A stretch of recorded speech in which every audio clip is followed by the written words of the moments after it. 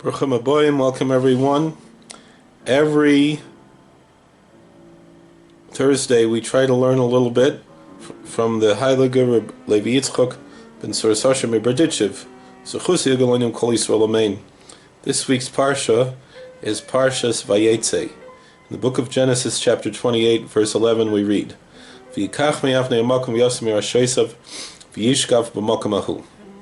And he, meaning Jacob, took from the stones of the place and placed it from his head, and he slept in that place.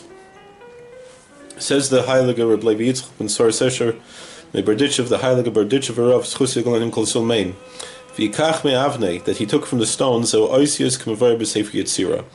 The book of formation, the great Kabbalistic work, the Sefer Yetzirah, says that stones represent the archetype of the letters of the Hebrew alphabet. Hamakom, the place, Kedushas Baruch Hu. That's a reference to God, to the divine, blessed one. K'maimer Chazal, Hu Mekayim Shalolim. As our sages, a blessed memory, teach that God is the place of the world, but the world is not his place. And so often, in the language of our sages, God is called Hamakom, the place. V'yasem mirashosav, he put it by his head,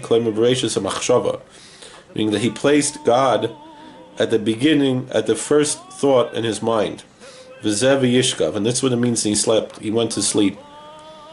V'yesh chaf beis oisius, that v'yishkav means there are 22, meaning the 22 letters of the alphabet, which are a reference to those stones, as we said above, b'makom, that he slept in that place, kanal, as we said above, that the 22 letters are what God used to create the world.